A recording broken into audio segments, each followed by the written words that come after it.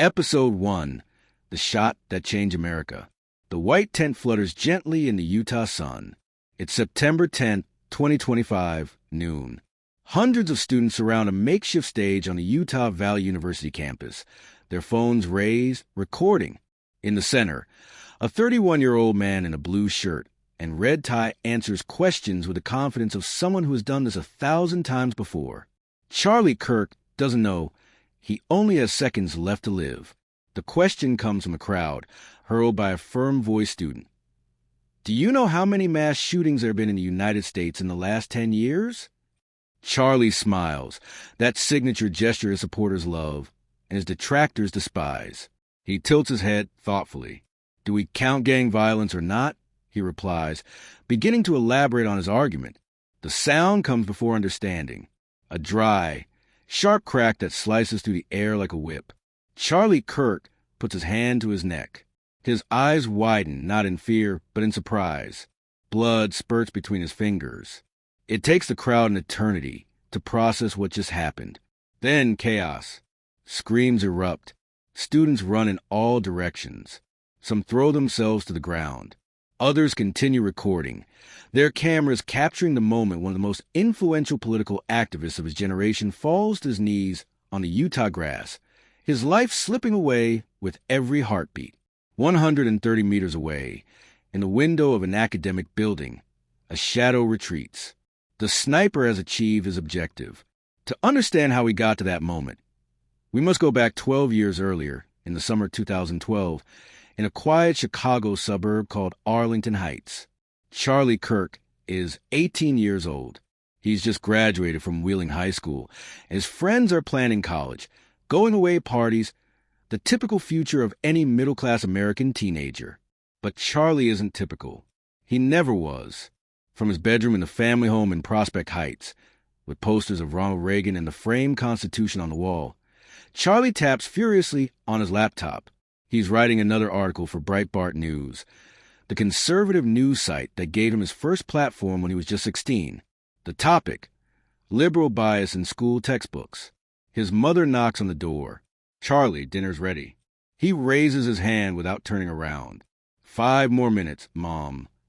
They're the same words he's repeated since he was a politics-obsessed kid, since he watched his first presidential debate and decided that America's future depended on people willing to fight. On his desk is a manila folder. Inside, a 15-page business plan. The logo on the cover shows a tree with deep roots in the phrase, Turning Point USA, Educating for Freedom. Charlie looks at it, chewing on his pen. He doesn't know that this document will change the course of American politics. He doesn't know that in 13 years, he'll be dead from the ideas contained within those pages. To understand Charlie Kirk, we must go back even further. To the child he was, to the teenager who forged himself in small battles before conquering the big ones. October 14th, 1993. Charlie James Kirk is born in Arlington Heights, Illinois, a maze of suburban homes where middle-class families raise children destined for predictable lives. His family is evangelical, conservative, patriotic in the classic American sense. His father works in architecture. His mother is a dedicated homemaker. They are the epitome of the 1990s American dream. But even as a child, Charlie is different. While other boys collect baseball cards, he collects presidential biographies. At 11, he can recite passages from the Federalist Papers by heart. At 13, he debates politics with teachers twice his age, defending conservative positions with conviction that makes adults uncomfortable. The year is 2008. Charlie is 15 years old when Barack Obama is elected president. For millions of Americans, it is a moment of historic hope. For Charlie, sitting in front of the television in his living room, it is a wake-up call. This isn't right, he murmurs, watching the crowd celebrate. Someone has to do something. That someone, he decides, will be him. 2010. Charlie Kirk is 16 years old and fighting his first real political war. Not in Washington, not on social media, in his high school cafeteria. The Wheeling High School administration is proposing to raise lunch prices. For most students, it's a minor annoyance. For Charlie, it's a perfect example of government overregulation, uncontrolled bureaucracy, everything that's wrong with the system. He organizes a protest. He creates flyers. He speaks at student council meetings with the passion of a seasoned senator. This isn't about hamburgers, he tells his classmates, his voice rising in the school auditorium. It's about principle. It's about who has the power, you or them. The students look at him as if he were crazy. Some laugh, but others, a small minority, nod. They found their voice in the skinny, dark-haired boy who speaks, as if every school debate were a matter of life or death. Charlie loses a cafeteria battle. Prices go up anyway. But he learns something valuable. Politics isn't about winning every fight. It's about building a movement. It's about finding those willing to fight you. It was during this time that Charlie Kirk met the man who would change his life, Bill Montgomery. Montgomery is a Tea Party activist, the grassroots conservative movement that emerged in opposition to Obama. He's older, experienced, and connected. He sees something in Charlie that others don't. Not just passion, but potential. The potential to turn that adolescent energy into something bigger. They meet at a Starbucks in Arlington Heights. Charlie arrives with his briefcase full of ideas, articles he's written, plans to organize conservative students. Montgomery listens, sipping black coffee, his eyes assessing the boy in front of him. "You have fire," Montgomery finally says. "But fire without direction only burns. Do you want to change the country, or do you just want to shout about it?" "I want to change it," Charlie replies without hesitation. Montgomery smiles. "Then let's build something." They spend the next few months meeting regularly. Montgomery teaches him the fundamentals of real activism, how to fundraise, how to build networks, how to turn ideas into institutions. But most importantly, he teaches him how to think strategically. Liberals control the universities, he tells her. They control education. If you want to win the culture war, you have to fight where they're strongest. Charlie absorbs every word. His mind is already working, calculating, planning. Universities.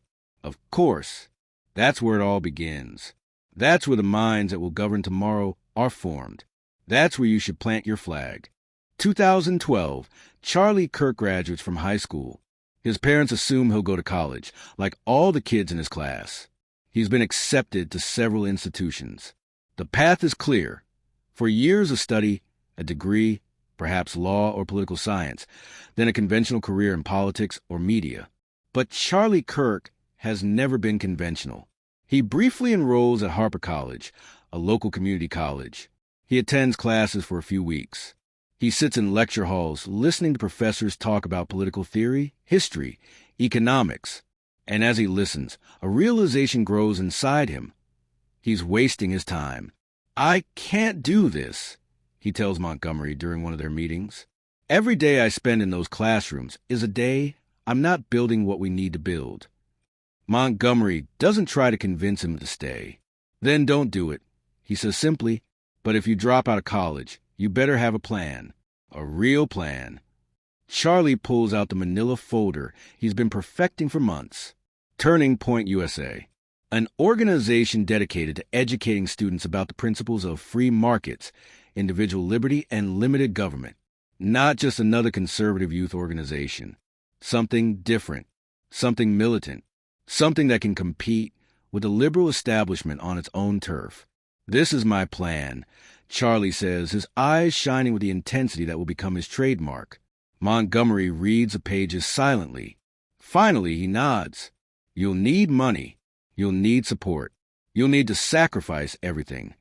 "I know," replies Charlie Kirk. And so at 18, he drops out of college. He bets everything on an idea, on a vision of changing America, starting with its campuses. His friends think he's crazy. His teachers are disappointed. Even his parents, though supportive, are worried. But Charlie Kirk has no doubts. For the first time in his life, he feels like he's exactly where he's supposed to be, doing exactly what he's supposed to be doing. He doesn't know that he has just set in motion the events that will culminate in his death 13 years later. Late 2012, Charlie Kirk and Bill Montgomery officially found Turning Point USA. The office is Charlie's bedroom. The team is 2 people. The budget is practically non-existent. But they have something more valuable than money. They have a strategy. The idea is simple but revolutionary. Create turning point chapters at universities across the country. Chapters led by conservative students who feel isolated, attacked, and silenced on campuses dominated by liberal professors and administrators. Provide them with resources, training, and support. Create a network. Charlie designed the logo himself. Simple, professional, almost corporate. No Confederate flags or extremist rhetoric. Turning Point will be conservative, yes, but it won't be your grandfather's conservatism. It will be modern, digital, and appealing to young people. The first event is a disaster. Charlie rents a small room in a community center, expecting 50 students. 7 show up. He speaks for an hour about free markets and the Constitution. Half of them leave before the end. Afterward, sitting in his car in the empty parking lot, Charlie allows himself a moment of doubt. What if he's wrong? What if no one wants what he's selling? Then he checks his email. 3 of the students who attended have written to him. They want to know more. They want to help. They want to start chapters at their own universities. Charlie smiles. 3 isn't 50, but 3 is enough to get started. Charlie Kirk's story would have ended there, an unknown activist with small organizations struggling to survive, if not for an encounter in 2013 that changed everything. Foster Friess. Friess is a self-made, deeply conservative billionaire from Wyoming, known for funding right-wing causes. He's the kind of donor who can make or break entire organizations with a single signature on a check. Montgomery manages to get a meeting. 22-year-old Charlie, nervous but determined, shows up at Friess's offices in Jackson Hole. He's wearing his best suit, bought at a thrift store, a PowerPoint presentation on a flash drive, and the absolute conviction that he can convince this man to take a chance on him. Friess is cordial but skeptical. He's seen thousands of young idealists with big ideas and little experience. "Why you?" he asked directly. "Why should I give you my money instead of one of the 100 established conservative organizations?" Charlie doesn't hesitate, because those organizations are losing. They're losing the campuses. They're losing the young people. They're losing the future. I'm not going to lose. Something in that answer resonates. Perhaps it's the boldness. Perhaps it's the sincerity. Perhaps Friess sees in Charlie a reflection of his own young, hungry self. "I'm going to give you a chance," Friess says, "but I'm not going to give you millions right away. I'm going to give you enough to grow. Show me results, and there will be more." Charlie Kirk walks out of that office with a check and a renewed mission. Turning Point USA has just received its lifeline. Now he has to prove that the gamble was worth it. 2013 to 2015. These are years of explosive growth, with funding from Friess and other conservative donors. Montgomery helps cultivate. Turning Point USA transforms from a dormitory operation into a full-blown organizational machine. Charlie hires staff. He rents offices. More importantly, he starts traveling. At university after university, Charlie appears. He speaks in auditoriums, in dining halls, in borrowed classrooms. His message is consistent. American campuses have become factories of liberal indoctrination. Professors teach socialism, not critical thinking. Administrators censor conservative voices. It's time to fight back. And conservative students, tired of feeling like a silenced minority, are responding. Turning Point chapters are beginning to multiply. 10 universities, 20, 50. Each chapter brings more visibility, more controversy, more growth. Charlie develops his communication style. Fast, forceful, full of facts and anecdotes. He's not the most charismatic speaker. His voice can be high-pitched, his gestures sometimes clumsy, but he has something that connects. Perceived authenticity. He seems genuinely convinced of every word he says. And in an era of political cynicism, that conviction is magnetic. The media appearances begin. First, small conservative outlets. Then Fox News invites him as a young panelist. His youth is his asset. He can talk to and about millennials in a way that older commentators can't. He becomes the young face of American conservatism. But growth comes with controversy. It always does. Turning Point USA began making headlines not only for its events, but also for its tactics. In 2016, the organization launched the Professor Watch List, a website that names and exposes university professors accused of discriminating against conservative students or promoting leftist ideology in class. The reaction is immediate and fierce. Civil rights organizations denounce the list as intimidation. The American Association of University Professors calls it digital McCarthyism. The liberal media paints Charlie Kirk as a dangerous demagogue. Charlie remains steadfast. In interviews, he defends the list as necessary transparency. Students have the right to know if they're paying to be indoctrinated. He says, on Fox News, "We're not censoring anyone. We're just exposing the truth." But internally, there is concern. Some Turning Point staff members believe the list goes too far. Donors express concerns about legal liability. Even Montgomery, Charlie's mentor, warns him about the risks of alienating the mainstream. Charlie listens to the concerns. Then he ignores them. He's learned something crucial. Controversy brings attention. Attention brings growth. As long as Turning Point remains within legal bounds, barely, controversy is fuel, not brake. It's a lesson he'll apply again and again in the years to come. A lesson that will eventually contribute to his death. 2016, the year of Donald Trump. Charlie Kirk is 22 years old when Trump descends at Golden Staircase in Trump Tower and announces his presidential candidacy. Like almost everyone in the conservative establishment, Charlie is skeptical at first. Trump is not a traditional conservative. He is vulgar, unpredictable, and lacks a coherent ideology. But as the campaign progresses, Charlie sees something other conservatives don't. Trump is winning. More importantly, he's winning with a message that resonates with exactly the kind of people Turning Point is trying to reach. Young people angry at the establishment. People who feel the elite despise them. Voters who want to fight, not civility. Charlie makes a bet. Turning Point USA backs Trump. Not half-heartedly. Completely. It's a controversial decision. Some traditional conservatives in the Turning Point orbit are backing away. But Charlie isn't backing down. He sees Trump as an opportunity. If Trump wins, Turning Point will be on the right side of history. If Trump loses, well, at least they'll have fought. Trump wins. And suddenly, Charlie Kirk isn't just a student activist. He's an ally of the new administration. Trump's sons, Don Jr. and Eric, know him personally. He appears at campaign events. He's a guest at the Republican National Convention. At 22, Charlie Kirk has access to power that most political activists never achieve. Trump's victory transforms Turning Point USA. Membership explodes. Donations soar. The organization Charlie founded in his bedroom now has a budget of millions, a staff of dozens, and chapters on hundreds of campuses. Charlie Kirk has become a real political force. And he's not even 25 years old. But in the moment of greatest triumph, the seeds of what is to come are planted. It's December 2016. Charlie is at a post-election celebration party at a Washington, D.C. hotel. Republicans across the country are celebrating Trump's unlikely victory. Charlie, champagne glass in hand. He's not drinking, but it's a celebratory photo op. Smiles for the cameras. Across the country, in a college dorm in Orem, Utah, a 19-year-old student named Tyler Robinson watches the news with growing frustration. He sees Charlie Kirk on the screen, sees his confident smile, sees his celebrated victory. Tyler isn't a conservative. He's, in fact, the opposite. A liberal, a student activist, deeply opposed to everything Turning Point USA stands for. But more than that, there's something about Charlie Kirk specifically that infuriates him.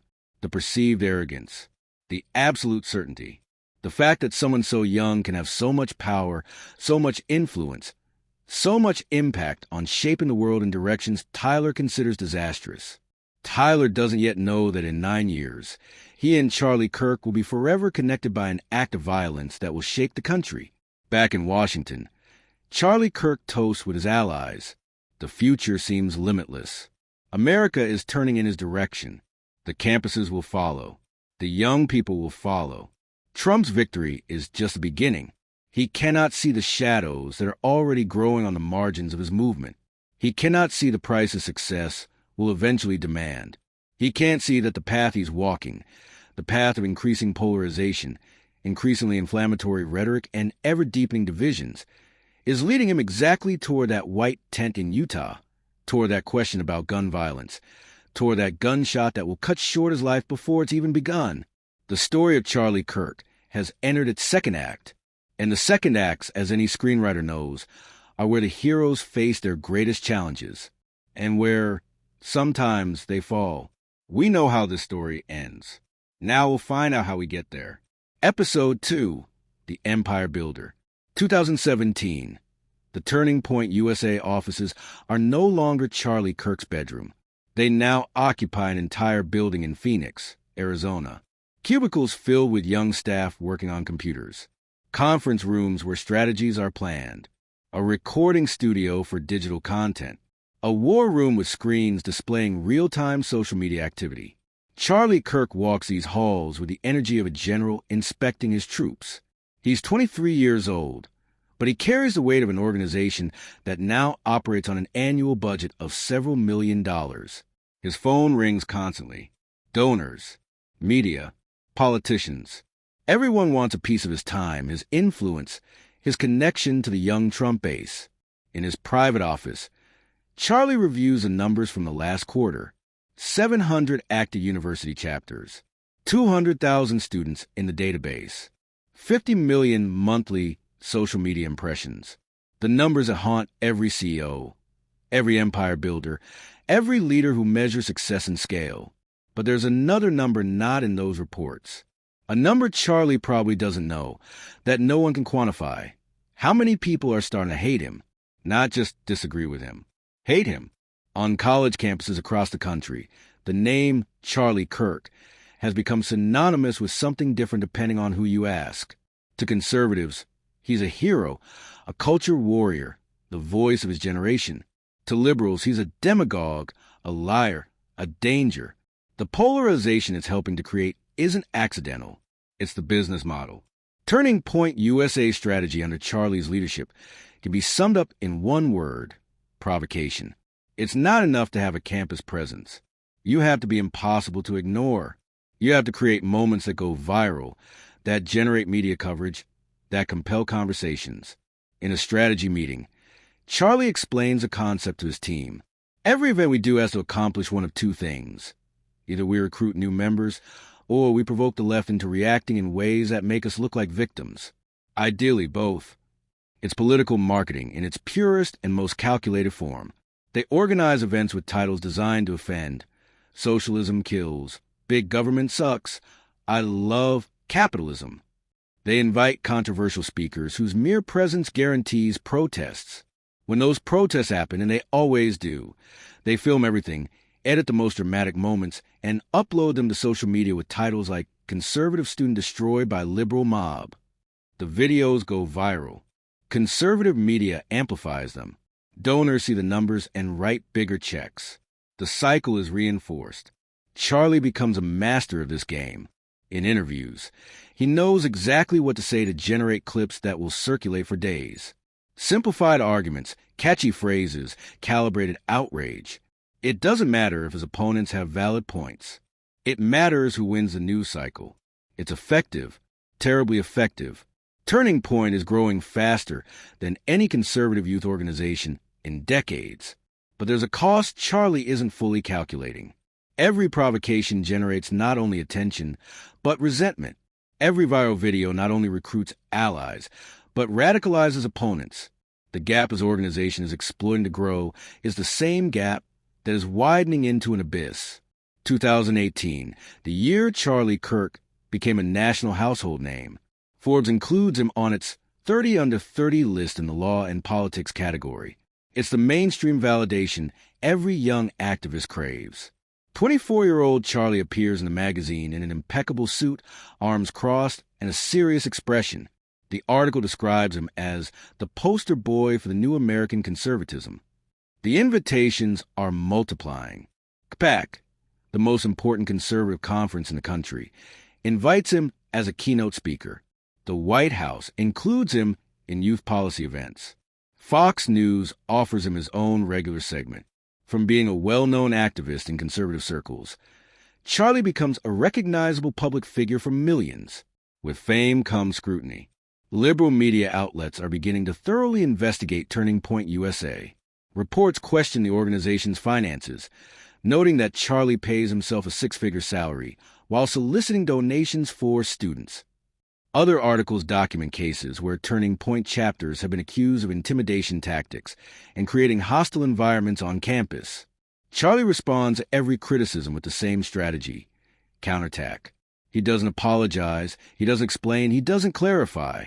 He calls reporters fake news, accuses the liberal media of a smear campaign, and turns every criticism into evidence that the left fears him. And it works. His followers believe it. Every liberal media attack only solidifies his reputation among conservatives as someone willing to fight. The perceived siege makes him stronger, not weaker. It's the same pattern Trump perfected. Charlie has studied it well. But for Charlie Kirk, Turning Point USA is just a beginning. In 2019, he launched Turning Point Action, a separate political arm focused not on education, but on direct electoral mobilization. The distinction is important. Turning Point USA, as a nonprofit educational organization, has restrictions on direct political activity. Turning Point Action does not. It can campaign openly, endorse candidates, and spend unlimited money on voter mobilization. Charlie is named chairman of Students of Trump, an official initiative of Trump's re-election campaign. His goal is ambitious: to register 1 million new young voters for Trump by 2020. It's a huge gamble. Young voters historically favored Democrats.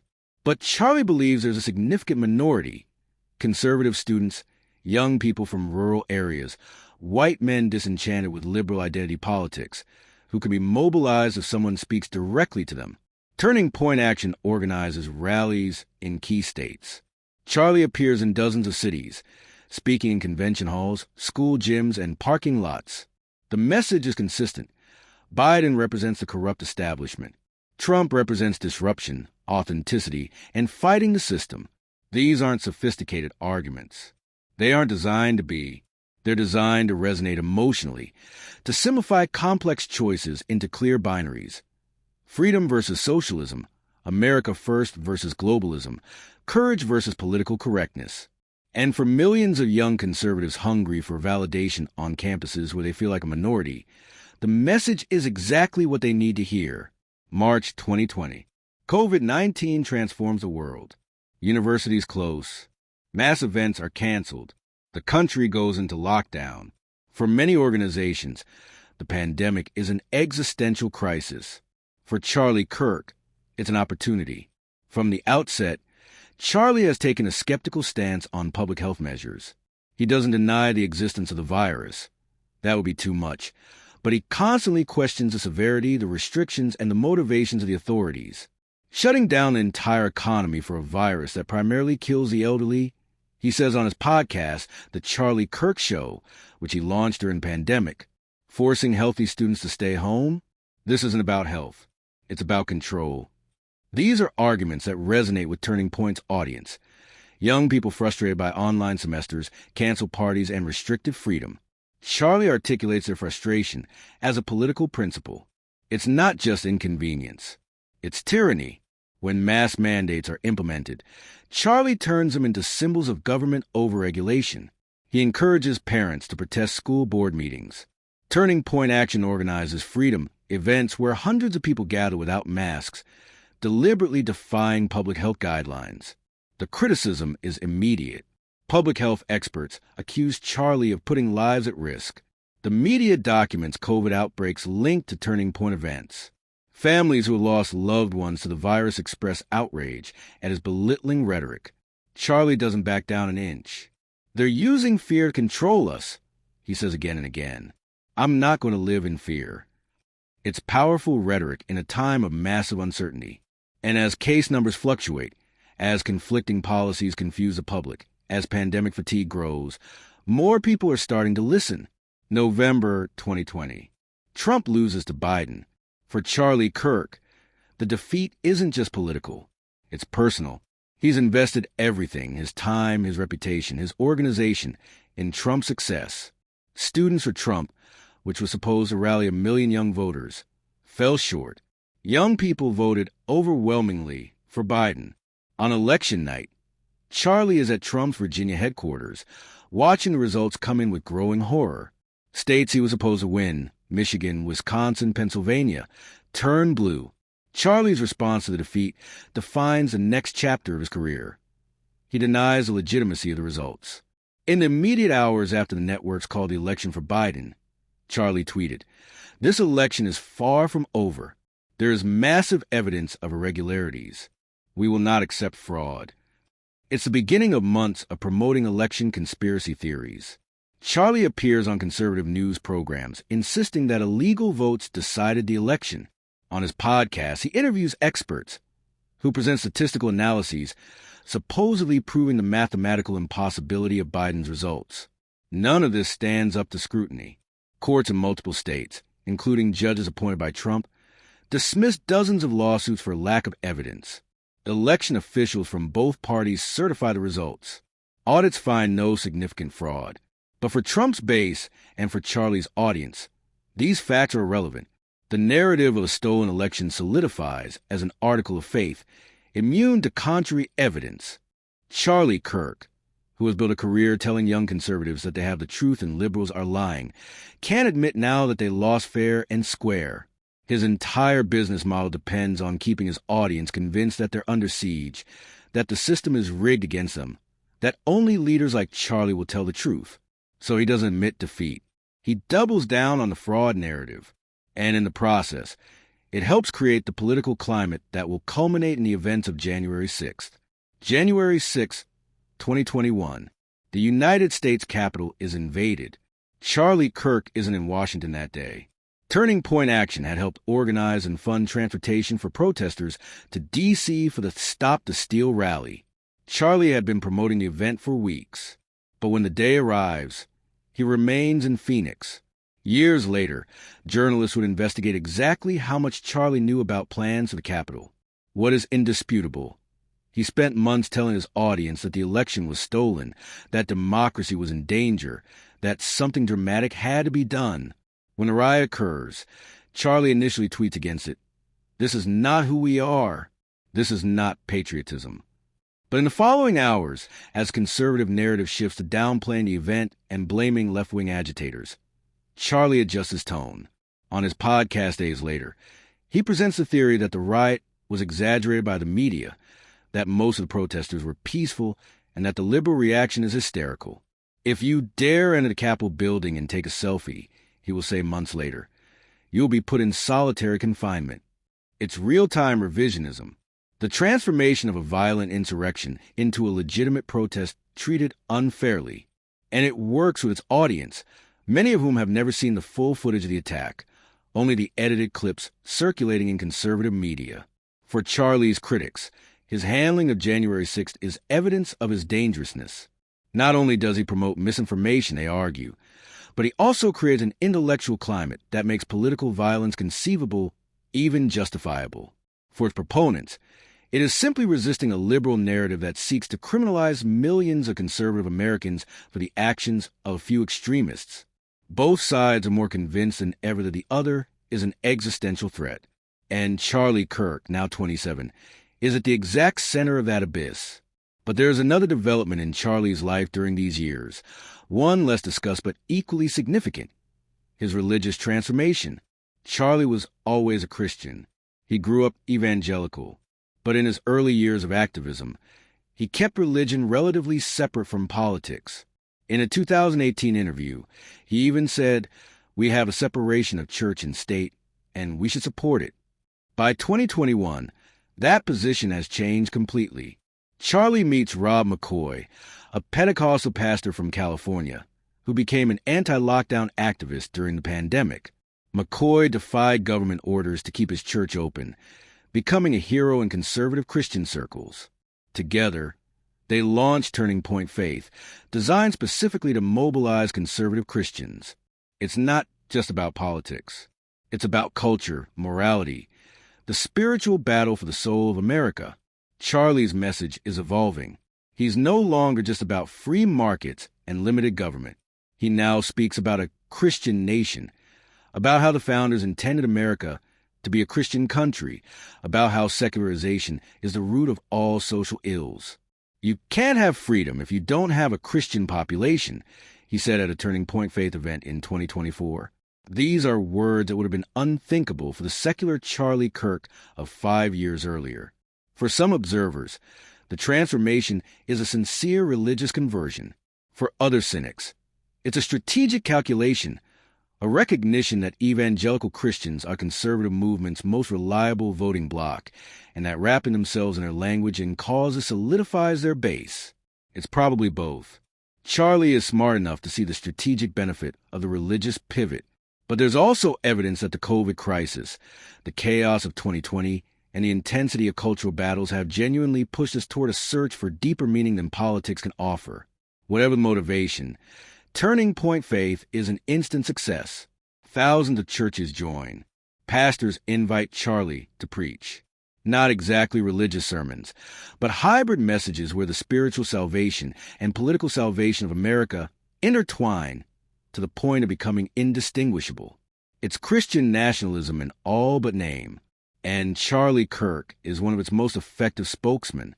As Charlie's influence grows, so do enemies, not just critics.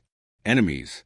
The Southern Poverty Law Center, an organization that monitors hate groups, publishes extensive reports on Turning Point USA.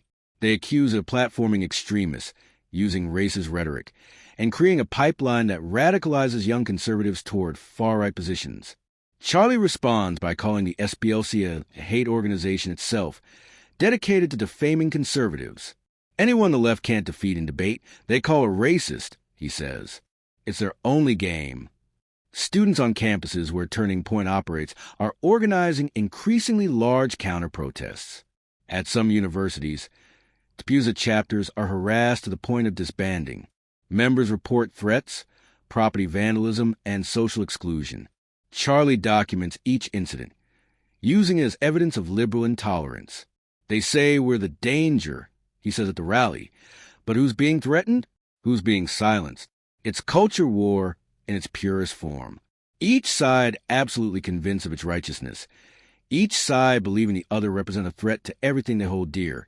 Each side justifying increasingly aggressive tactics as a necessary defense. And on the margins, more unstable, angrier, more desperate individuals begin to consider that words are not enough. May 2021. Amidst all the political controversy, Charlie Kirk does something surprisingly normal. He gets married. Erica Frantzva, former Miss Arizona beauty queen, entrepreneur, a conservative like Charlie but less controversial. The wedding is a social event among Arizona's conservative elite. Politicians, donors, media figures. It's a celebration, but also networking. Even at her wedding, Charlie is building alliances. What does marriage mean for a man who has dedicated his entire adult life to political activism? His friends speculate that Erica can temper him, give him balance, remind him that there's more to life than Twitter battles and news cycles. It doesn't work that way.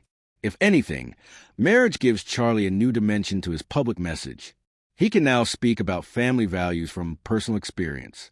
When his first daughter was born in August 2022, Charlie posted photos on Instagram with captions about protecting his daughter's future, about what kind of country he wants to leave her. It's humanizing in a way. It shows a side of Charlie that general audiences rarely see. A young father, a husband, a man with a life beyond politics. But it also reinforces his message. Everything he says now carries additional weight. He's not just fighting for abstract principles, but for the world his daughter will grow up in. It makes every cultural battle seem more urgent, more personal, more existential. And for Erica, marrying Charlie Kirk means accepting that her life will be public, controversial, and impossible to separate from his political identity. She embraces this role, launching her own conservative podcast and appearing at Turning Point events. They are the power couple of young conservatism. Beautiful, successful, unequivocally committed to the cause. They are the answer to the question, what does a conservative future look like? They are together for 4 years before Charlie dies in Utah. Erica will be widowed at 33, with 2 young children and her husband's complicated legacy to navigate. 2024, the year of the most consequential choice of Charlie Kirk's life. Trump is running again. This time, Charlie is involved from the start. Turning Point Action mobilizes more resources than ever. Charlie organizes a tour of events in swing states. His goal, to ensure that the mistakes of 2020 are not repeated. But something has changed in Charlie. Close friends notice that he's more irritable, more paranoid, more convinced that his opponents are not only wrong but evil. Positions he used to champion his political preferences are now presented as cosmic battles between good and evil. When Trump wins in November 2024, it's total vindication.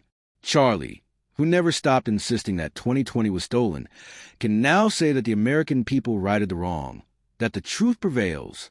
He was appointed to the Air Force Academy Board of Visitors by Trump in March 2025. It is a significant honor, official recognition of his influence and loyalty. But with Trump's victory comes new pressure. Keep the movement going, keep the energy going, stay relevant. In politics, you're only as good as your last campaign. Charlie needs the next cause, the next battle, the next way to keep his audience engaged and donors writing checks. He decides he needs to return to his roots, college campuses, not just by operating chapters, but by personally appearing at events, debating students, creating viral clips. It's a risky strategy. Campuses in 2025 are even more polarized than they were in 2012 when it began. The likelihood of violent confrontation is real, but Charlie has never been one to shy away from risk. He thrives on controversy. And after years operating primarily from studios and offices, there's a part of him that misses the adrenaline rush of standing in front of hostile audiences, of defending his ideas against critics in real time. So he plans American Comeback Tour, dozens of campus events across the country, college after college, debate after debate. One of the scheduled stops, Utah Valley University, Orem, September 10th, 2025. September 9th, 2025. Charlie Kirk is in a hotel in Salt Lake City, the night before the UVU event. It's been a long day of travel and interviews. He's tired. Erica and the kids are home in Arizona. He misses them, but there's also a part of him that needs this. Life on the road, the mission, the feeling of being on the front lines of something important. He checks his phone. Twitter is exploding with anticipation about tomorrow's event. Conservative UVU students are expressing excitement. Liberal groups are announcing counter-protests. It's a familiar dynamic he's seen 100 times before. There's a text from Erica. Be careful tomorrow. I don't know why, but I have a bad feeling. Charlie smiles and replies with a heart emoji. I'm always careful, love. This is what I do. He practices some answers to anticipated questions. He knows students will try to trap him and make him look bad on video. He's prepared. He's perfected the art of maintaining composure while scoring rhetorical points. Before going to sleep, he says a prayer. He started doing this more regularly since his religious shift. He thanks God for his blessings, asks for protection for his family, and asks for wisdom to represent his values well tomorrow. He doesn't know he's praying on the last full night of his life. He doesn't know that a few miles away, in an apartment in Orem, Tyler Robinson is meticulously cleaning a sniper rifle, checking ammunition, reviewing maps of the UVU campus, preparing for the act he's been planning for months. He doesn't know that every decision he's made, every controversy cultivated, every bridge burned, every line crossed in the name of the cause, has been leading him exactly here, to this moment, to this horrible end. Charlie Kirk goes to sleep believing that tomorrow will be another day of victory in his endless culture war. I couldn't be more wrong. Now we must change perspective. To understand what will happen in Utah, we must understand not only the man who will die, but the man who will pull the trigger. Episode 3. The radicalization of Tyler Robinson. To understand why Tyler Robinson kills Charlie Kirk, we have to go back 9 years. To a 13-year-old boy at a high school in Orem, Utah, that no one really notices. Tyler isn't particularly outstanding at anything. He's not an athlete. He's not the best student. He's neither popular nor totally excluded. He exists in that in-between space where most teenagers live, visible but unseen, present but unremembered. His family is typical of Utah, Mormon, conservative, and middle class. His father works in technology. His mother is an elementary school teacher. They have a modest house in the suburbs of Orem, 2 cars, and occasional vacations. The American dream in its most ordinary form. But Tyler feels something's off. He can't quite put his finger on it yet. It's just a persistent feeling that the world doesn't make sense, that the rules everyone follows are arbitrary, that there's massive hypocrisy everyone ignores. In 2016, when he was 13, Trump's election shook his family. His parents enthusiastically voted for Trump. At dinner, they celebrated the victory. His father says America will finally be great again. His mother says they are saving the country from Hillary Clinton. Tyler listens and doesn't understand.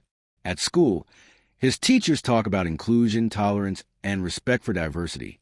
At home, his parents talk about closing borders, about dangerous Muslims, about how liberals are destroying traditional values. The contradiction confuses him.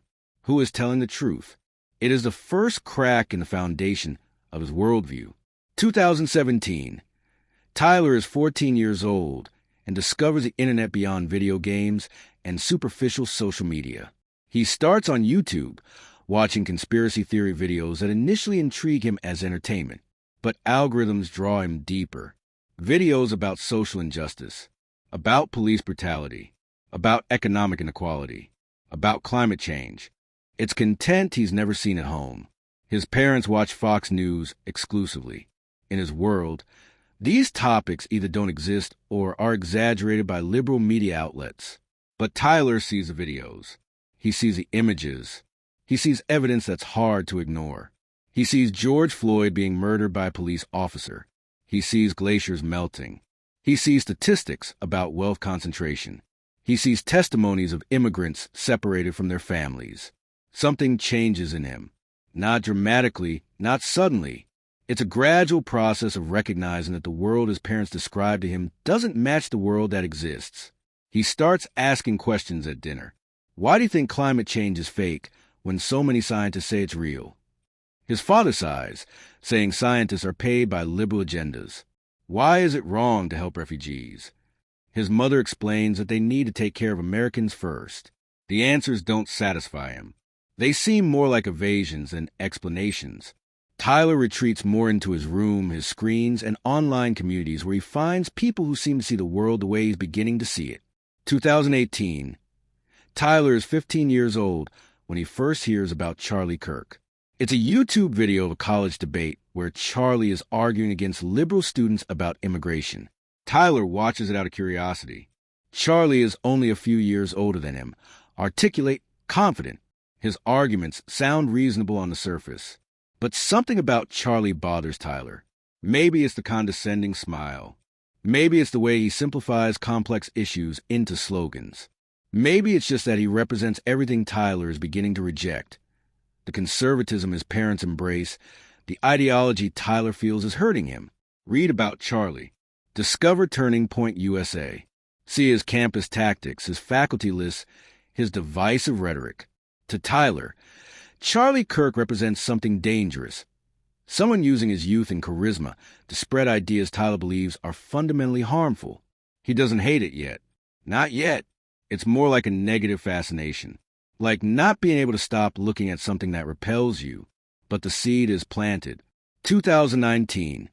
Tyler is 16 years old, and his relationship with his family is deteriorating dramatically. The breaking point comes during Thanksgiving dinner. The extended family is gathered. The conversation inevitably turns to politics. The adults talk about Trump's impeachment, mocking the Democrats, calling it a witch hunt. Tyler, who has been silent, finally speaks. But Trump did do what they accuse him of doing. There's evidence. The table falls silent. His uncle looks at him. Are you saying your president is corrupt? He's not my president, Tyler replies. I didn't vote for him. And when I can vote, I would never vote for someone like him. The explosion that follows is devastating. His father is furious. His mother is crying. His uncles accuse him of being indoctrinated by liberal teachers. His grandmother says she's disappointed in him. Tyler leaves dinner. In his room, he hears his family talking downstairs. Words like phase, rebellious, and needs discipline float up the stairs. That night, Tyler realizes he's alone, that his family won't understand. that the gap between his worldview and theirs is unbridgeable. It's a time of profound isolation, but it's also a liberating moment. If you don't belong to your family ideologically, you can find belonging elsewhere, online, in communities of like-minded people, in activism. 2020, the year of COVID, of Black Lives Matter protests, of the most polarized election in recent memory. Tyler is 17 and finally finding his tribe. The protests following George Floyd's murder transformed Tyler. He sees in the streets the physical manifestation of everything he's been feeling. Rage against injustice, a demand for change, a rejection of the status quo. His parents forbid him from attending protests. They're riots, his father says. Criminals burning down cities. Tyler waits until his parents are asleep, sneaks out, and takes the bus to downtown Salt Lake City. His first protest is a momentous experience. Thousands of people, all ages, all races, marching together. Chants of no justice, no peace. Signs demanding reform. It's the first time Tyler feels like he's part of something bigger than himself. He meets other young activists. They exchange numbers, create a group chat, and begin organizing. Tyler becomes involved with the local chapter of a progressive student organization. He attends meetings, participates in actions, and eventually finds a community that accepts him. But he also finds something else in these circles. Rage. Not the performative rage of internet trolls, but real, deep rage, grounded in the recognition of systems of oppression that seem impossible to change through normal channels. Some of the activists Tyler meets talk about the need for more disruptive tactics, about how the system will never be reformed from within, about how those with power will never voluntarily relinquish it.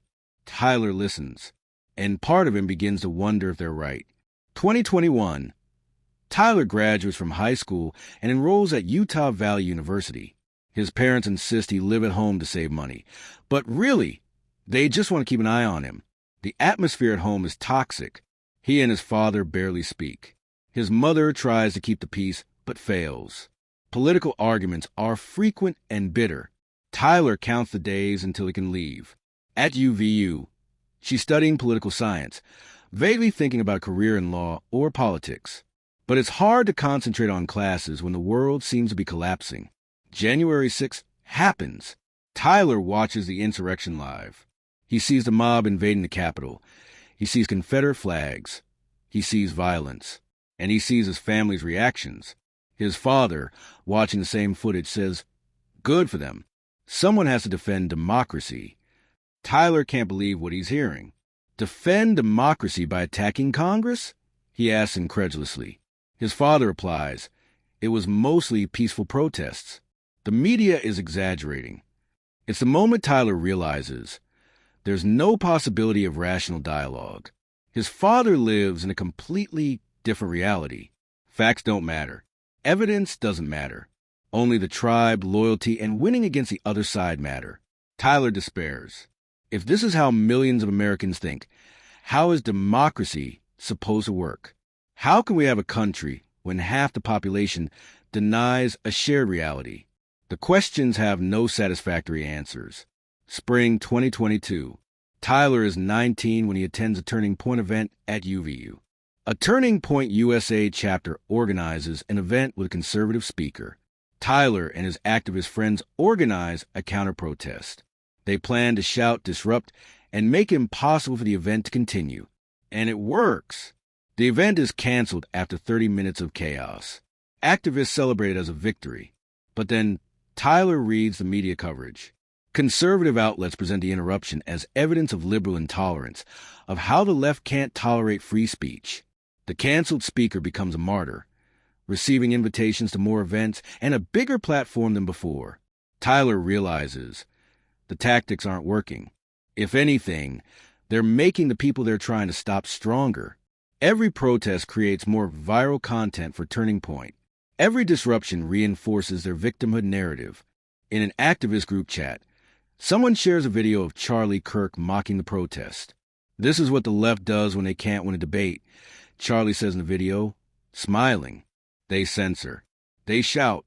They act like children. Tyler watches the video repeatedly. Charlie's smile infuriates him. It's not just political disagreement. It's mockery. It's contempt. It's the smile of someone who's winning and knows it. That night, Tyler can't sleep.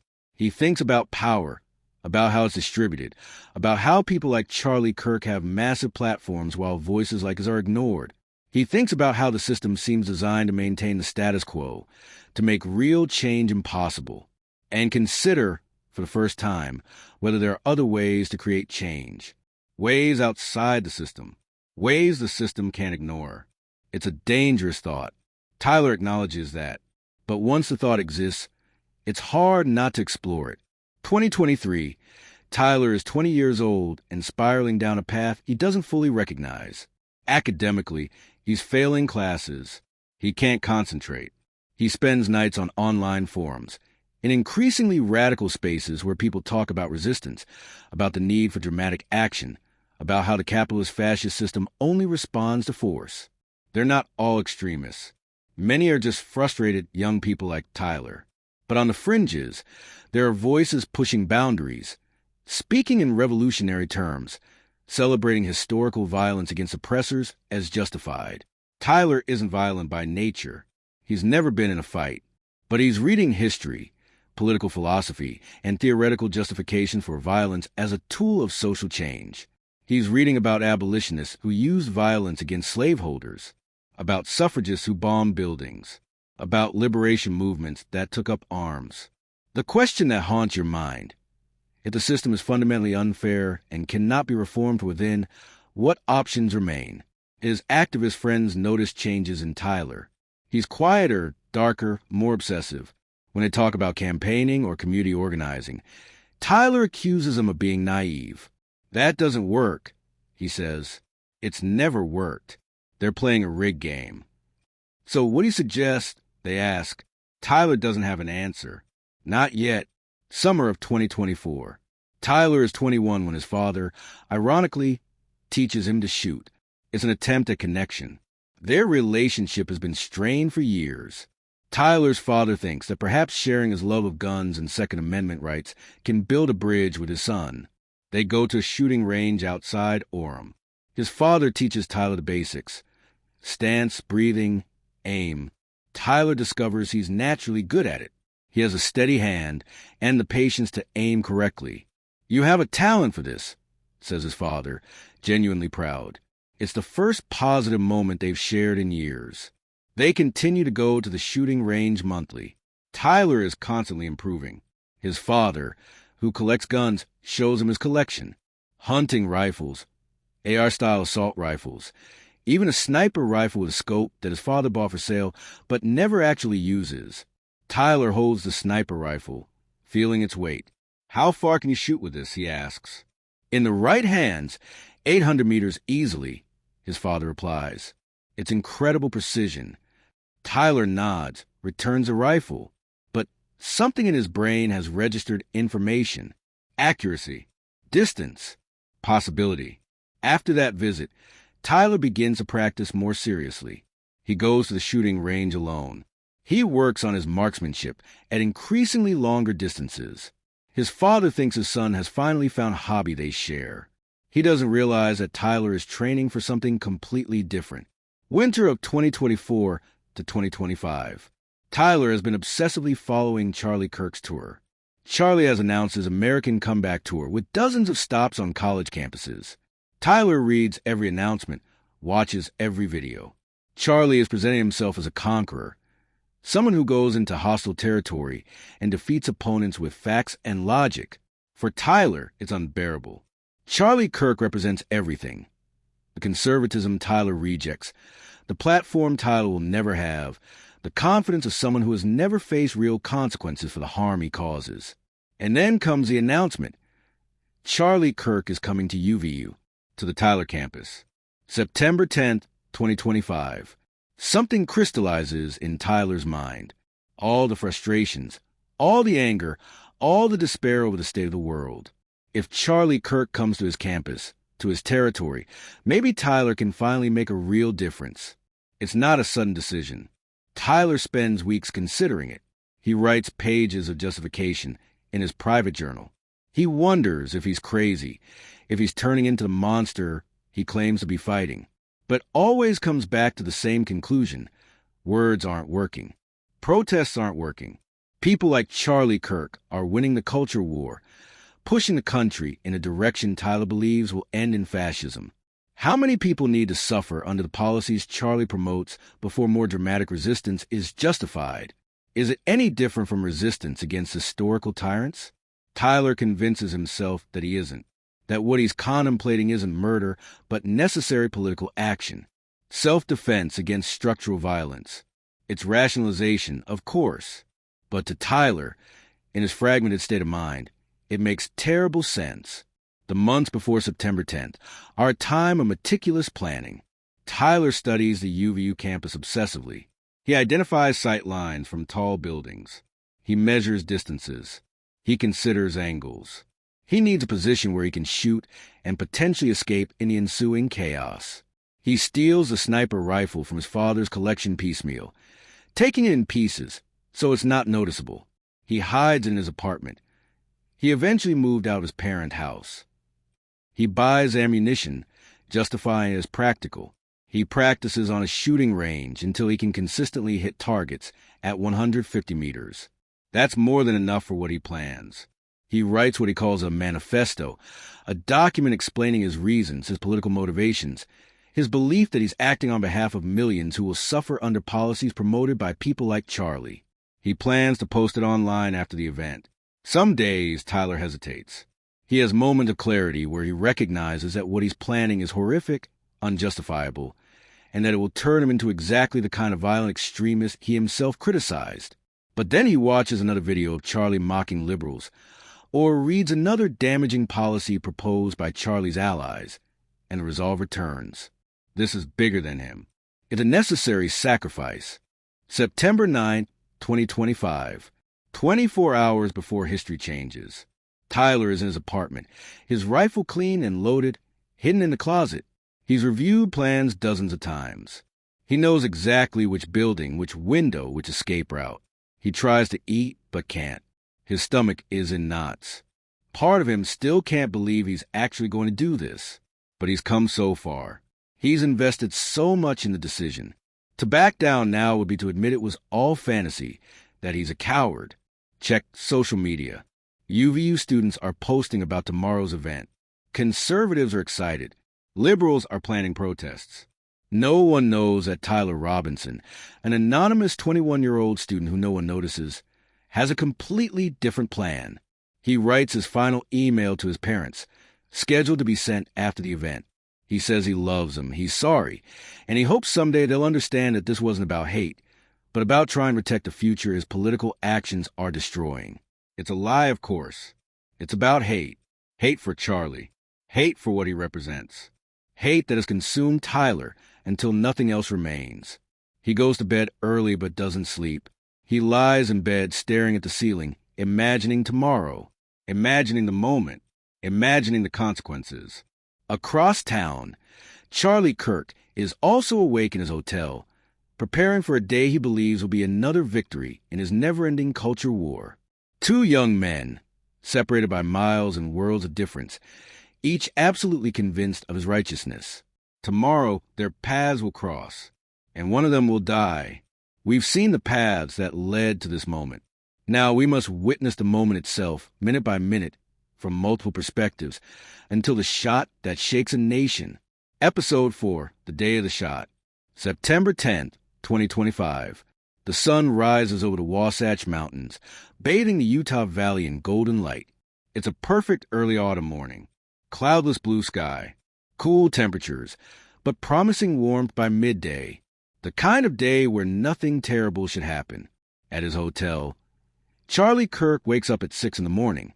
It's a routine he's had for years.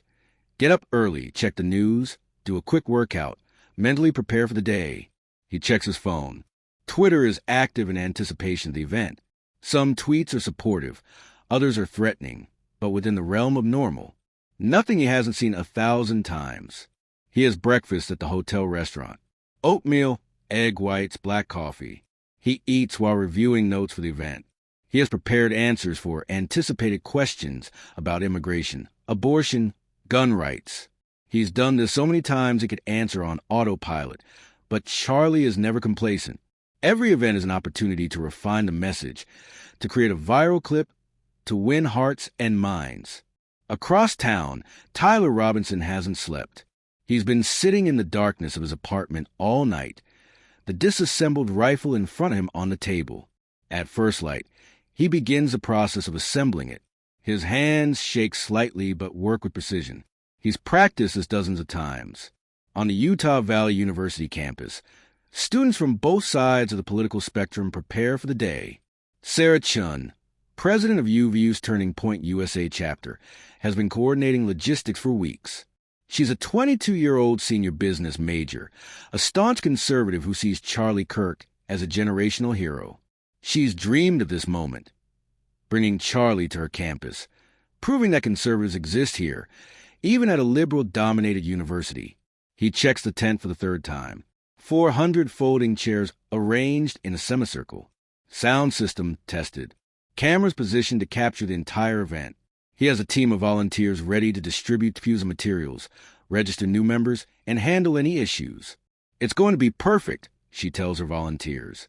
She doesn't know how wrong she is. Across campus, Marcus Williams is organizing the counter-protest.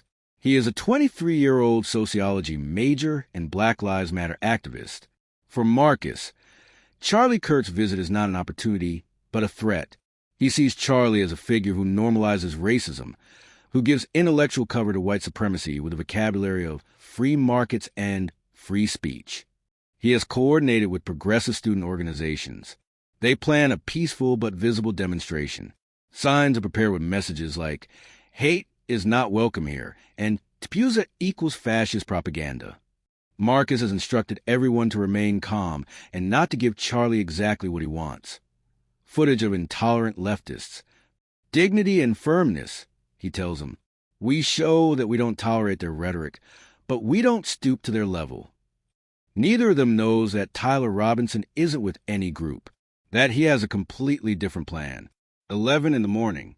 Charlie Kirk arrives on a UVU campus in a black SUV with a small security detail. It's not Secret Service, just private bodyguards that Turning Point hires for large events. They're professionals, but their primary job is to manage aggressive protesters, not snipers. Sarah Chun runs to greet Charlie as he emerges from the vehicle. She's nervous, excited, almost speechless. "Mr. Kirk, it's a tremendous honor to have you here." Charlie smiles, that warm gesture he reserves for his followers. "The honor is mine. How many are we expecting today?" 400 confirmations. But with curious people and protesters, we could have more than 600. Charlie nods, satisfied. Good numbers. The counter-protest is already visible in the distance. Maybe 100 students with signs. They're shouting, but kept at a distance by campus security. Perfect. Enough to show there's opposition, not enough to actually disrupt it. "Let's give them a show," says Charlie. He's escorted to the staging area behind the tent. He has 30 minutes before the official start. He uses the time for a quick interview with a conservative student milieu, a few selfies with fans, and a final mental checkup. At 11:45, 130 meters away from the science building, Tyler Robinson enters through the side door with a backpack. Inside the backpack, disassembled into pieces, is the rifle. He looks like any other student. No one pays attention to him. 10 to noon. The tent is packed. Conservative students occupy most of the seats. There's also a contingent of curious onlookers, a few journalists, and university administrators who are forced to be present. Marcus and the protesters are 50 meters away, held back by barricades and campus police. They rhythmically chant slogans. "No to Pusa," "No to fascism." It's loud enough to be heard, but not enough to impede the event. Sarah Chun takes the small stage for the introduction. Her voice trembles slightly with nerves, but she remains steadfast. "We're here today because we believe in something that's become radical on American campuses, listening to ideas you might not agree with." Applause from the conservative audience. Shouts from protesters outside. Our guest today needs no introduction. At 23, he founded one of the largest conservative youth organizations in America. He's an ally of President Trump. He's appeared in every major media outlet, defending our values. Please welcome Charlie Kirk. Charlie emerges from behind the tent. Massive applause. He walks with the confidence that comes from having done this 1,000 times. He greets Sarah, takes the microphone, and looks out at the audience. How are you, UVU? His amplified voice fills the space. More applause. I hear there are some friends out there who aren't happy I'm here. Laughter from his supporters. That tells me we're doing something right. 130 meters away, on the 4th floor of the science building, Tyler Robinson has finished assembling the rifle. He's kneeling by the window that offers a perfect view of the tent. He's opened the window just enough for the barrel. From below, from a distance, it's almost invisible. He looks through the scope. He sees Charlie Kirk in the center of his crosshairs. The target is perfectly clear. Range, 130 meters. Conditions, ideal. Minimum wind. Temperature stable. Tyler takes a deep breath. His heart pounds wildly. There's a part of him, a small part that remains, screaming to stop this. They can still put down the rifle, go down the stairs, walk away, forget this whole insane plan. But that voice is drowned out by months of anger, of justification, of convincing himself that this is necessary, right? He puts his finger on the trigger and waits for the moment. Charlie Kirk is in his element. For the first 20 minutes, he delivers a familiar discourse about threats to American conservatism. He talks about universities as indoctrination factories, about how the left hates free debate, about the importance of defending traditional values in a culture that attacks them. It's standard TPUSA content, polished through hundreds of repetitions. The audience responds at all the right points. Applause, laughter, occasional amens. Then we transition to the Q&A format, the part Charlie truly enjoys. It's where he can showcase his mental agility, disarm critics in real time, and create viral moments. Who has the first question? He asks, scanning the audience. Several hands go up. Charlie points to a conservative student he recognizes from a pre-event meeting. He asks softball about starting a TPUSA chapter. Charlie gives an encouraging answer, directing the audience to the Turning Point website. Second question, third, fourth, a mix of followers asking friendly questions, and some liberal infiltrators trying to trap him. Charlie handles both with practiced ease. At the window, Tyler watches. He hasn't fired yet. He's waiting for what? He's not sure. Perfect timing. The right symbolism. Something to make the act mean more than just violence. Marcus Williams, from the protest barricades, also watches. He's frustrated. His demonstration is invisible to the cameras focused on Charlie. All they're achieving is providing a background soundtrack that makes Charlie look brave for speaking out despite opposition. This isn't working, he murmurs to his friend next to him. I know, she replies. But what else can we do? It's a question many on the left are asking in 2025. What do you do when normal tactics fail? When the other side consistently wins? Tyler Robinson, from his sniper position, believes he has the answer. 12 minutes and 8 minutes. A student in the audience raises his hand. Charlie points at him. The student stands up. He's a student named Andrew Kozak. Not particularly political, just curious about the gun control debate. Mr. Kirk. Kozak begins, you've said that mass shootings are a price worth paying for the Second Amendment. Do you know how many mass shootings there have been in the United States in the last 10 years? It's a legitimate question, not a trick question. Kozak genuinely wants to know if Charlie has data to back up his position.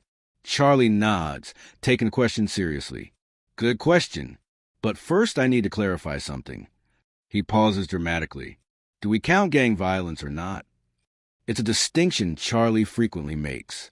He argues that mass shooting statistics are inflated by including gang violence, which is a different problem with different causes. In the audience, some people nod. It's a familiar point of contention among pro-gun conservatives. Andrew Kozak begins to answer, to elaborate on his question. He never finishes his sentence. 12 minutes and 10 minutes. Tyler Robinson has been waiting for the perfect moment. And somehow, this question about mass shootings, Charlie standing on stage talking about gun violence, seems to be that moment. Is an irony too perfect to ignore. exhale completely. A technique his father taught him. Shoot between heartbeats, with empty lungs for maximum stability. The world is reduced to the target, to Charlie Kirk at the center, to the final decision to squeeze or not to squeeze. Tyler squeezes. The rifle recoils against his shoulder. The sound is deafening in the closed room, but outside, with distance and ambient noise, it's barely louder than a firecracker. The bullet travels 130 meters in a fraction of a second, hits Charlie Kirk on the right side of the neck. For Charlie, there's a moment of confusion before the pain. He feels the impact, like being hit hard in the neck. His hand instinctively rises to the spot. When he lowers his hand, it's covered in blood. Her expression at this moment, captured by multiple cameras, is one of pure shock. Not fear yet, not terror, just incomprehension. What just happened? He tries to speak. His voice comes out gurgling. The bullet has damaged critical structures. Blood fills his throat. His knees weaken. He begins to fall. In the audience, the first 2 seconds are filled with total confusion. Some people think it's part of some kind of performance. Others aren't sure what they saw. Then Saracen screams. It's a scream that cuts through all other considerations, a scream that says unequivocally, something terrible has happened. Chaos erupts. Students jump out of their chairs. Some run toward Charlie, trying to help. Others run in the opposite direction, seeking cover. The screams multiply. The sound system screams feedback as Charlie's microphone falls to the floor. Charlie's bodyguards react, training taking over. One throws himself at Charlie, covering him with his body. Another scanned the area, trying to identify the source of the shot. The third urgently radios, "Man down! Man down! We need medics now." At the protest barricades, Marcus Williams and the demonstrators initially don't know what's happening. They hear the shouts, but can't see clearly from their position. "What's up?" someone asks. A student with binoculars looks toward the tent. "Oh my God! I think they shot Kirk." Silence falls upon the protesters. It's a moment of collective shock. This wasn't the plan. No one wanted this. They were protesting their ideas, not seeking their deaths. "We need," Marcus begins, but he doesn't know how to finish the sentence. They need what? Help? To leave? To stay? Campus police rush toward the tent. Ambulances, already on standby for the event, speed from nearby parking lots. Some of the protesters are crying. Others are in shock. Some begin to leave quickly, instinctively not wanting to be associated with what just happened. Marcus freezes. Part of him wants to run to help. Part of him knows his presence would only complicate things. He watches helplessly as the nightmare scene unfolds. In the science building, Tyler disassembles the rifle with trembling hands. The deed is done, the adrenaline draining away, leaving only horror at what he's just done. He saw Charlie fall. He saw the blood. He saw the chaos it unleashed. He doesn't feel triumph. He doesn't feel justice served. He only feels crushing nausea. He stuffs the rifle parts into his backpack. His plan was to escape in confusion, go to his apartment, publish his manifesto, and then decide whether to surrender or flee. But now, descending the building stairs, the plan seems absurd. There's no real escape. They'll catch him. His life ended the moment he pulled the trigger. He leaves the building, trying to look casual. Students are running in all directions. Sirens fill the air. No one specifically notices him. Just another scared student on a campus where something terrible has just happened. He walks quickly, but he doesn't run. His apartment is a mile away. If he can get there, if he can have even an hour, he can publish his explanation. He can make the act mean something more than just senseless violence. He doesn't know that multiple witnesses saw movement outside the science building window, that the police are already reviewing security cameras, that his escape is a pipe dream. The paramedics arrive at Charlie in 4 minutes. For a gunshot wound to the neck, 4 minutes is an eternity. Charlie is still conscious, but losing blood rapidly. His eyes are open, staring up at the blue Utah sky. There's a strange clarity in his expression. He's dying, and he knows it. The paramedics work with practiced efficiency. applying pressure, inserting in 4, preparing him for transport. They're talking to him, keeping him conscious, but Charlie can no longer respond. His trachea is too damaged. Sarah Chun is kneeling nearby, sobbing uncontrollably. "Hold on, Charlie. Please hold on." One of the paramedics makes eye contact with his colleague. It's a look medical professionals are familiar with. This one doesn't look well. They load Charlie onto a stretcher and put him in an ambulance. Sirens wail as they speed toward the nearest hospital. But everyone in the ambulance knows the truth. The bullet damaged a carotid artery. Even if they make it to the hospital, even with immediate surgery, the odds are terrible. Charlie Kirk has 20 minutes to live. Maybe 30 if he's lucky. You won't be lucky. 12:20, 10 minutes after the shot. The first social media posts are starting to appear. Breaking. Charlie Kirk shot at Utah event. OMG, someone just shot Charlie Kirk at UVU. Multiple witnesses reporting shooting at Turning Point USA event. Videos recorded by students begin to appear.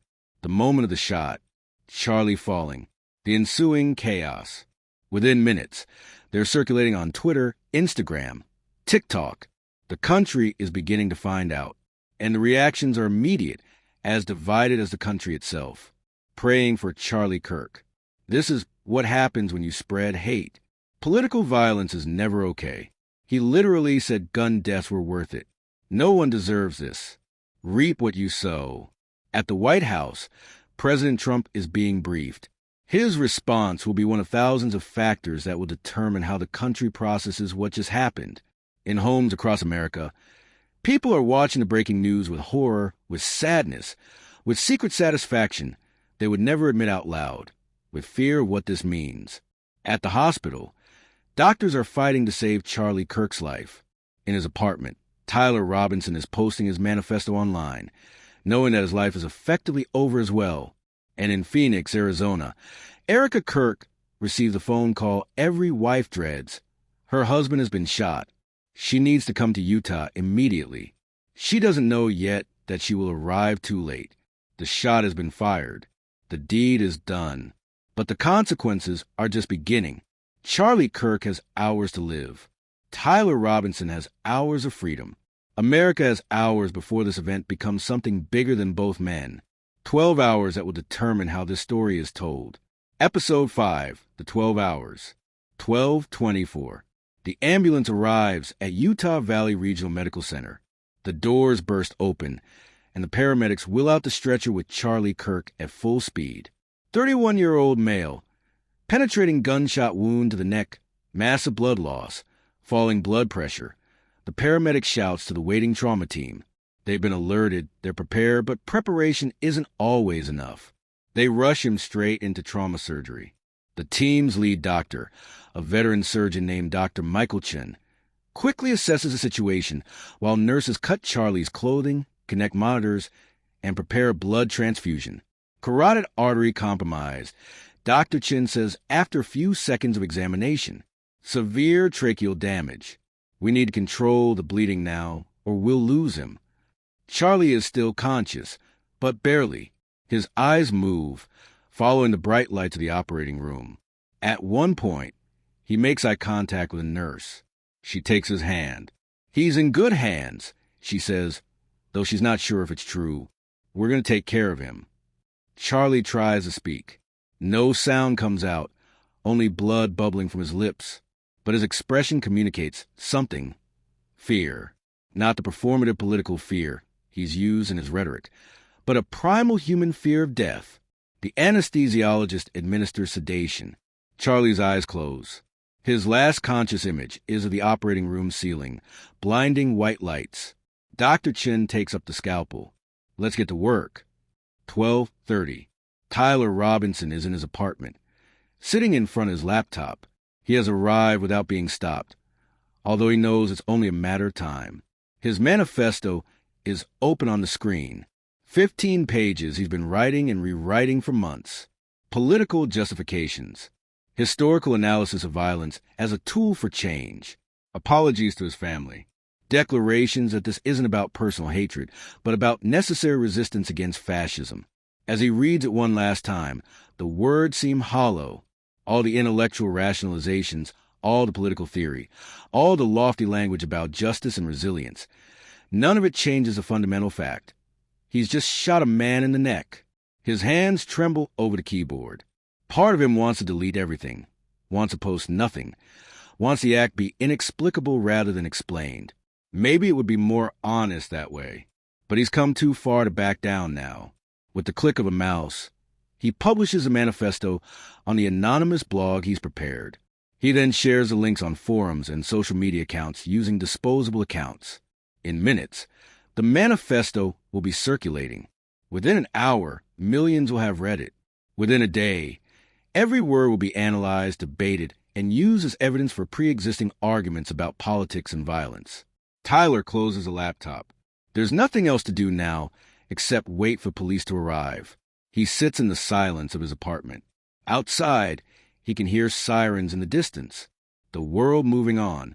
His life over. 1 in the afternoon. Social media is on fire. The hashtag #CharlieCirk is trending at #1 globally. Videos of the shooting have been viewed millions of times. Every major news outlet is interrupting regular programming with breaking news coverage. CNN has a panel of experts discussing the implications. Fox News has hosts crying on air. MSNBC is struggling with the appropriate tone. Do they condemn the violence while also pointing out Charlie's problematic policies? Political reactions come quickly and predictably divided. Republicans express horror and blame violent rhetoric from the left. This is a direct result of years of demonizing conservatives. One senator tweets, "The left has created a climate where this becomes inevitable." Democrats condemn the violence, but some can't resist adding qualifications. "Violence is never an answer," tweets one congressman. But we must acknowledge that Kirk's divisive rhetoric contributed to exactly this kind of toxic political climate. Conservative media figures are calling for consequences. "This is domestic terrorism," says a Fox host. "Anyone celebrating this should be investigated." And on the dark fringes of the internet, people are celebrating, not on mainstream platforms where they'd be banned, but on anonymous forums in encrypted chats. One down, someone writes, "Finally someone did something." It's disgusting. It's also inevitable in such a fractured country. 1:15. Erica Kirk is on a private jet loaned by a Turning Point donor, flying from Phoenix to Salt Lake City. The last hour has passed in a blur of nightmares. The phone call, the panic of making arrangements for the children, the race to the airport. And now, 30,000 feet in the air, he finally has time to process. Her husband is dying. He may already be dead. No one is giving her clear information. The doctor said the wound is serious. Turning Point spokespersons are using evasive language. She knows enough to read between the lines. She stares out the jet window at the cloud below.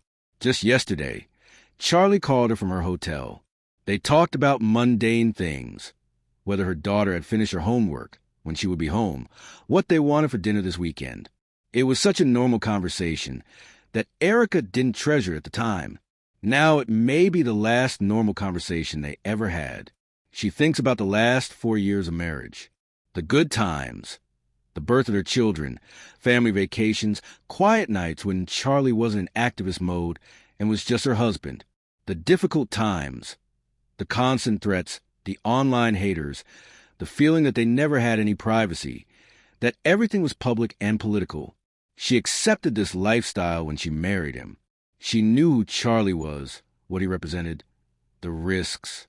But knowing something abstractly is different from living it. The pilot announces they'll be landing in 20 minutes.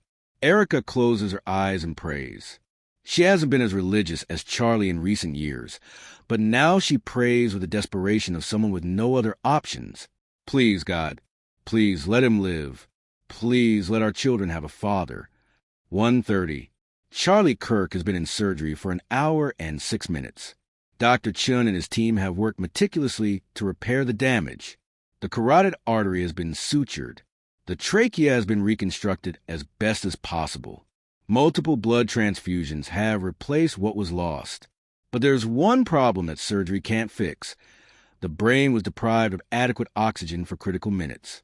Scans show activity, but reduced activity. Even if Charlie survives, there could be significant neurological damage. Pressure is stabilizing, a nurse reports. Dr. Chin nods, but his expression isn't optimistic. He's done all he can. Now it's a question of whether Charlie's body can fight back. "We're going to close," he says. "Get him ready for ICU." The suturing process takes another 30 minutes. Charlie is transferred to the intensive care unit. He's in an induced coma, connected to a ventilator, surrounded by machines that monitor his every vital function. Dr. Chin leaves the operating room exhausted. Turning Point representatives are waiting in the hallway, along with police, the FBI, because the shooting of a political figure is under federal investigation, and hospital administrators. "How are you?" asks one of the PUSA representatives. Dr. Chin chooses his words carefully.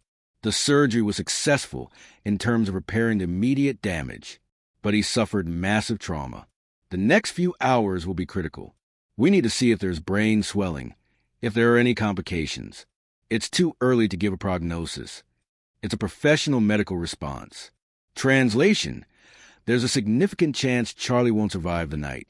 2 in the afternoon. Investigators have identified the science building as the source of the shot. Officers are searching each floor. On the 4th floor, they find the window. It's open. There are scuff marks on the sill where the rifle had rested, bullet casings on the floor. But more importantly, they find what the shooter left behind in his haste, a student ID that fell out of his pocket. Tyler Robinson, 22 years old, UVU student. "We've got him," says the lead detective. "Spread the name. Get an arrest warrant." A separate team goes to campus records. They obtain Tyler's apartment address, phone number, and emergency contact information. At 2:15, a dozen officers in bulletproof vests are surrounding Tyler's apartment. They have orders to consider him armed and dangerous. Tyler Robinson. An officer shouts through a megaphone, "This is the Orem Police Department. We know you're there. Come out with your hands up."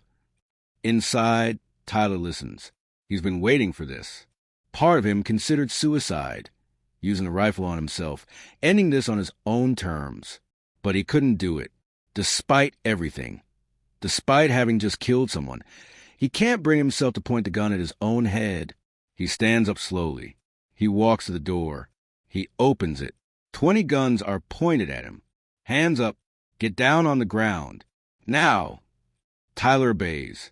He kneels, then lies face down on the threshold of his apartment. He feels rough hands handcuffing him, kicking him to make sure he has no weapons.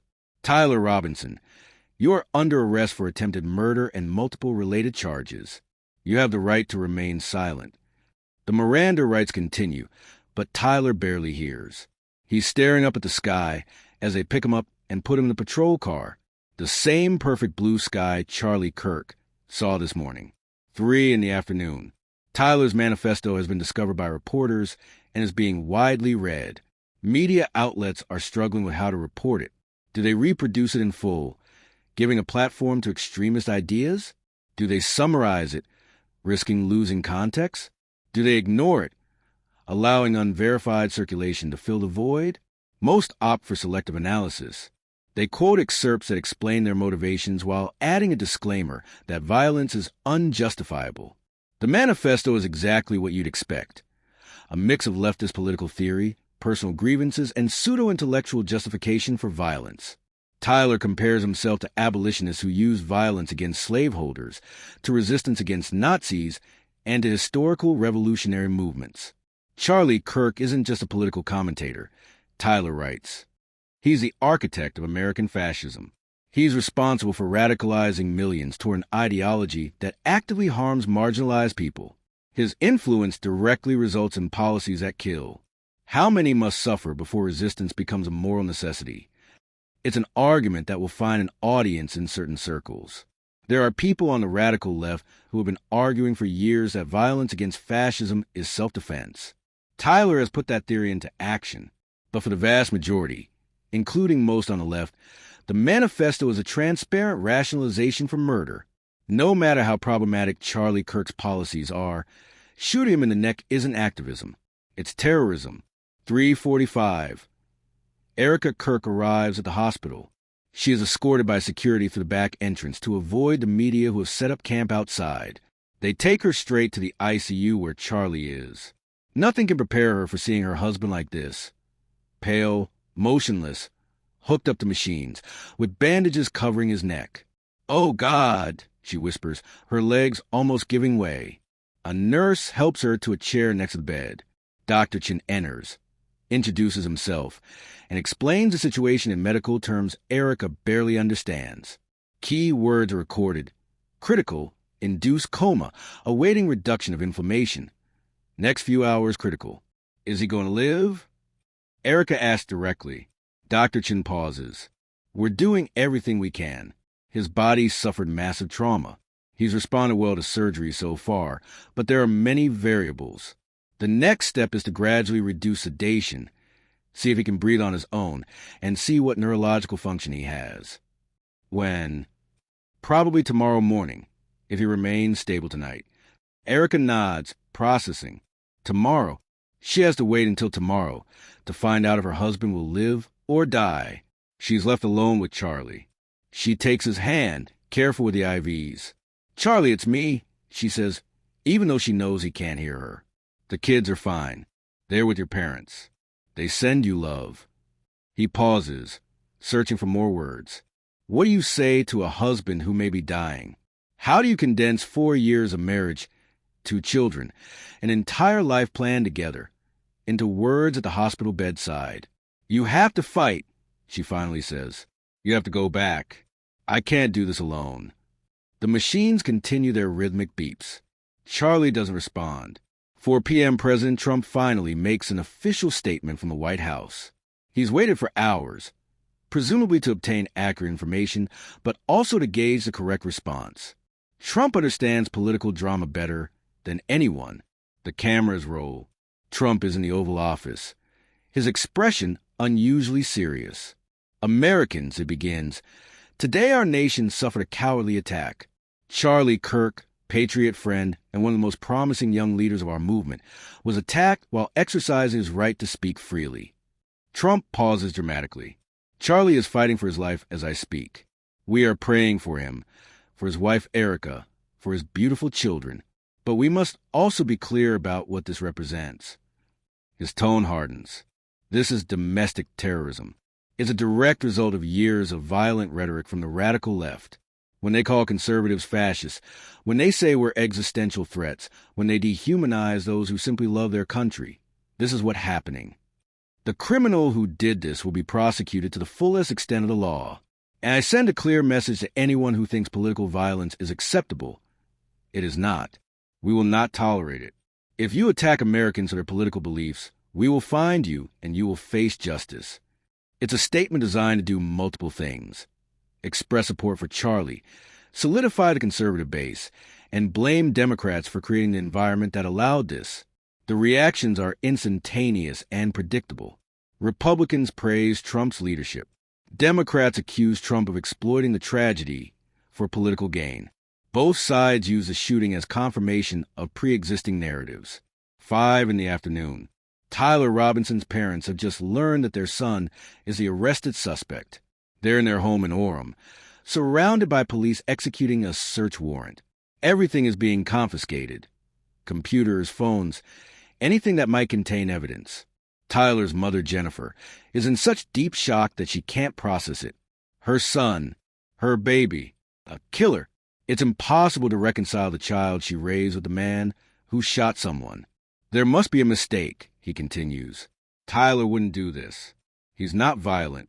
Her husband, David, the man who ironically taught Tyler to shoot, sits silently, his world collapsing. All the signs he missed, all the conversations they didn't have, all the ways he failed to see what his son was becoming. A detective sits down with them. "I need to ask you about Tyler. Anything that might help us understand why he did this." He had liberal ideas, David says slowly. "We argued about politics. I thought it was just a college phase. I thought I'd grow out of it." "Have you ever heard him threaten violence?" "No, never. I talked about injustice, about changing the system, but I never thought." Jennifer is crying now. Where is he? Can we see him? He's in custody. The lawyers will need to arrange visitation. But Mrs. Robinson, you need to understand. Your son will be charged with attempted murder at minimum. If Charlie Kirk dies, it will be first-degree murder. The sentence could be life in prison or death. Reality hits. Their 22-year-old son has basically ended his life, and in the process, he's destroyed his parents' lives as well. There is no family of shooters that does not suffer its own kind of death. 7 in the evening, 12 hours after the shooting, the country settles into a new reality. Charlie Kirk remains in a coma in the ICU. His vital signs are stable, but he's not out of danger. Erica remains by his side, refusing to leave. Tyler Robinson is in solitary confinement at the Utah County Jail, formally charged on suicide watch. He has requested an attorney and has not spoken to investigators. On UVU's campus, a candlelight vigil is underway. Hundreds of students gathered, some praying for Charlie, others processing the trauma of witnessing violence, all trying to understand how their university became the site of an event that will dominate the news cycle for weeks. All across the country, conversations are taking place. At family dinners, in bars, in online chat rooms. Conversations about political violence, about division in America, about whether the country can survive such polarization. Some use the shooting as an argument for gun control.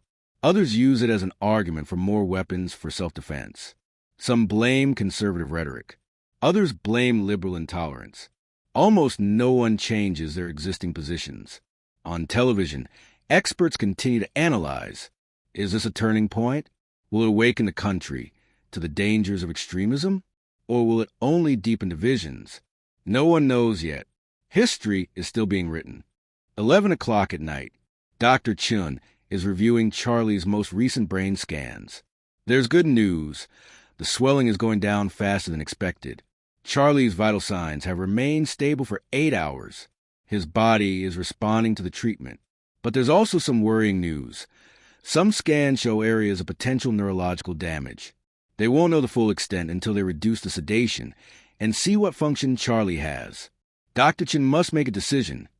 Do they wait longer, giving the brain more time to heal but risking complications from a prolonged coma? Or do they begin waking Charlie up tomorrow as planned?